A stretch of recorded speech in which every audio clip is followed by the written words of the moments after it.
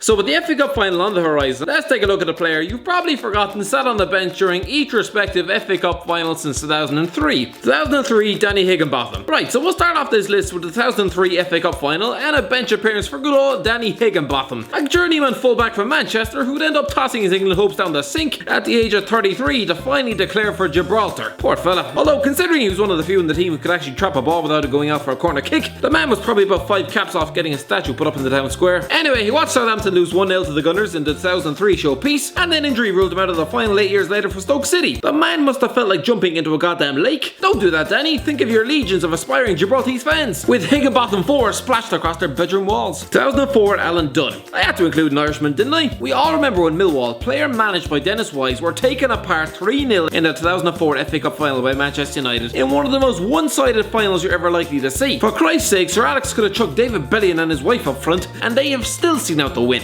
Anyway, Dubliner Alan Dunn, who would go on to spend 15 years at Millwall, spent the game on the bench and is currently a 36-year-old semi-professional at Bromley in the National League, no doubt regaling his teammates and fellow plumbers about the time he once shared a stadium with Cristiano Ronaldo. 2005, Sol Campbell. To be honest, there weren't too many surprises on the bench from 2005 FA Cup final matchup between Arsenal and Man United.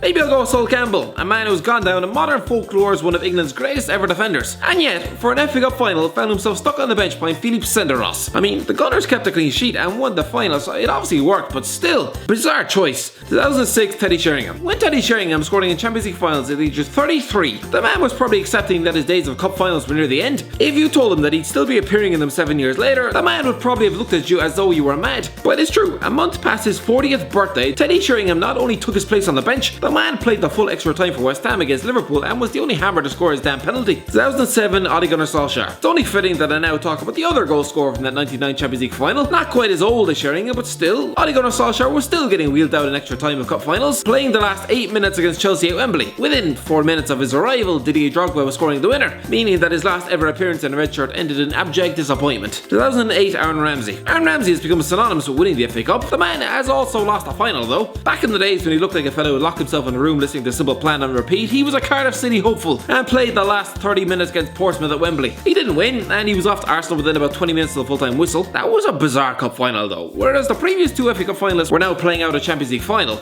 Cardiff and Pompey were in for about 10 years of pain. Oh, and the Euro 2004 Golden Boot winner was on the bench too. You know, the lad who had been linked with Barca and Real Madrid not 3 years prior. 2009, Jack Rodwell. Yes, it's hard to believe that Jack Rodwell resembled anything other than a giant lump of footballing excrement, but yes, the man has been to 2 FA Cup finals, with his first coming in 2009, spending the whole game for Everton against Chelsea sitting on the goddamn bench, a place that would become second home to that man throughout his fraudulent career. 2010, Nemanja Matic. Chelsea versus Portsmouth in the 2010 FA Cup final. First in the Premier League versus last. There were players like Jamie Ashdown, Tal Bin Haim, and a 50-year-old Nwankwo Kanu on the bench, but no, I think the strangest was the fact that Nemanja Matic was on the bench for Chelsea. Probably because I think most people had wiped his first spell at the club from memory. I mean, to be fair, 3 appearances, farmed out to Vitesse Arnhem on loan. He had all the road signs of being just another nobody whose career had been swallowed up and spit out across the globe by the vultures at Stamford Bridge. 2011, Salif Diao. Okay, this one was just ridiculous. The 2011 FA Cup final essentially consisted of Man City trying to break down Tony Pulis' 2 brick walls for 90 minutes, but the fact Salif Diao was in attendance at that game, a man who the Premier League had already decided was a god-awful footballer at least 6 years earlier. Very strange. 2012, Jonjo Shelvey. Speaking of midfielders who never made the grade at Anfield, Jonjo Shelvey was stuck on the bench as Liverpool lost 2-1 against Chelsea in May 2012. Considering he's now struggling to get past Isaac Hayden in the Newcastle midfield, you'd forget that he was once a promising midfielder. 2013, Franco Di Santo. Incredibly, this wasn't Franco Di Santo's first FA Cup win, but I'm shoving him in here anyway. To be honest, I could have chosen any of the Wigan bench who came up against Man City in May 2013. They could have all made the cut.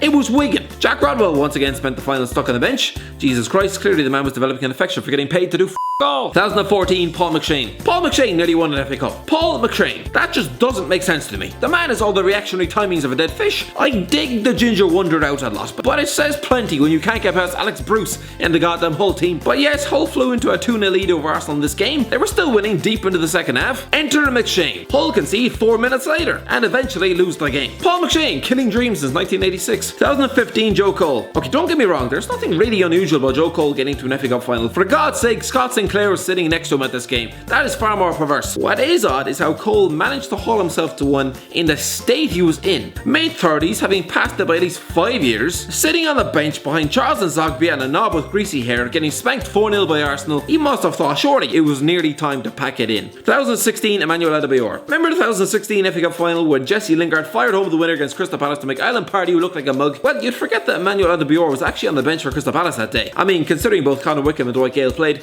and he didn't, that tells you all you need to know about the sort of state he was in, but still. 2017 Cesc Fabregas. I'll go with Cesc Fabregas purely because it was just weird for the Spaniard to be sitting on the bench in an FA Cup final against the club he spent 8 years of his life at, and who he already won an FA Cup with, don't forget. 2018 Trevoh Chalobah. And finally, last year's FA Cup final between Chelsea and Man United. Jesus, Chelsea have been to a lot of cup finals, haven't they? I'll go with Trevoh Chalobah, brother of Nathaniel, who sat on the bench despite never having played for the club. Imagine if that was the game he made his debut. The man would have probably gone to the toilet all over his shorts.